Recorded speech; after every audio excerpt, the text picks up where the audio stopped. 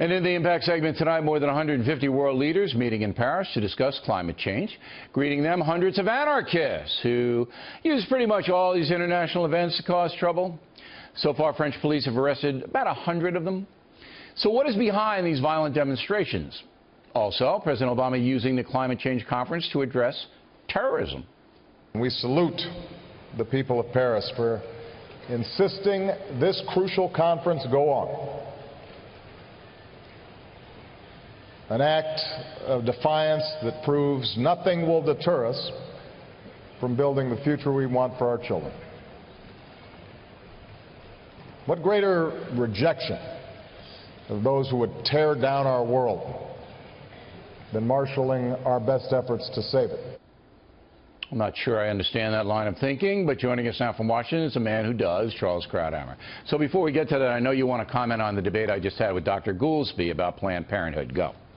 Because this incident reminds me of the instant reaction after the Tucson shooter.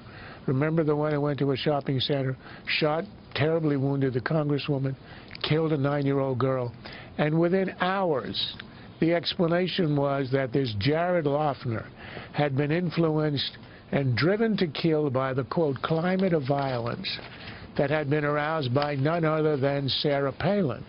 And people then cited her website where she talked about the targeting of certain Democratic districts for winning them over to the GOP, and saying that that kind of language and image had influenced him. Of course, it was obvious from the first hour the guy was a paranoid schizophrenic.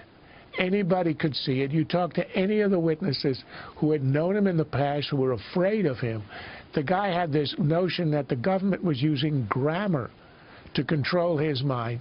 It had nothing at all. He had an internal world that had nothing to do with the external world. Right. And yet the New York Times had a front-page analysis piece talking exactly about that within hours. So I think we got to be very careful.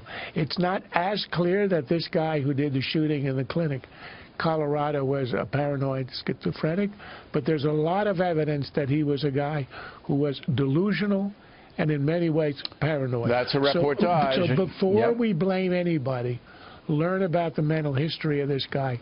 I am quite sure we will find that there was very little connection between the debate about Planned Parenthood and this guy's deranged shooting. Okay.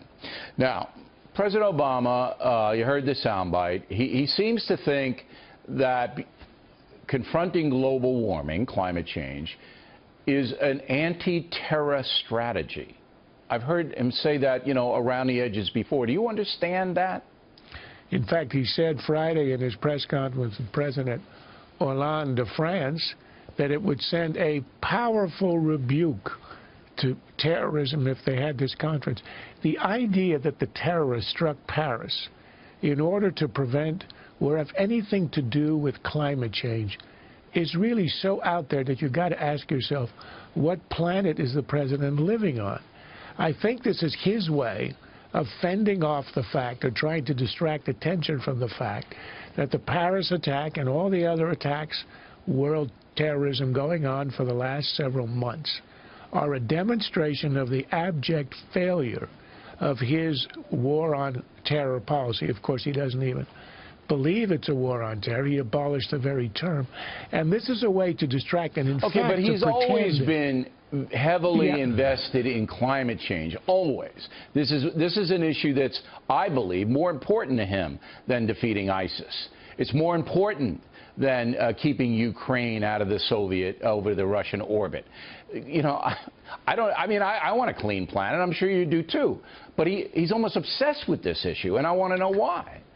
Well, here you, once again, you're psychiatrist. Yes, exactly. All right. So since I played it in the previous little segment, I guess I'm required to play it here. All right. I'll give you one hypothesis, which is the best I can do.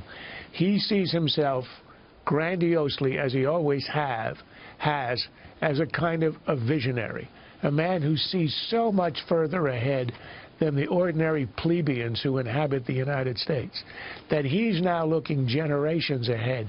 He's saving the planet.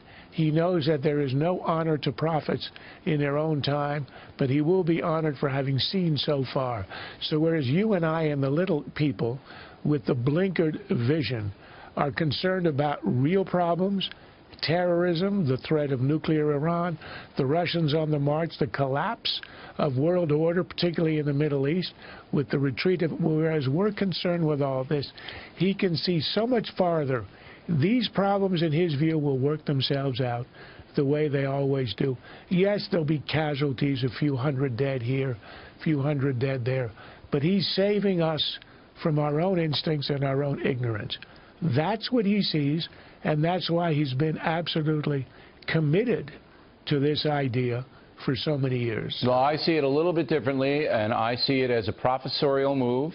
This is a theoretical situation where he doesn't have to take any action. All he has to do is talk and then, you know, impose some restrictions on coal or whatever he sees it to be. Whereas the other problems like ISIS and Putin, that takes a lot of risk, and he's risk adverse. This guy is risk adverse, and that's what I think it is.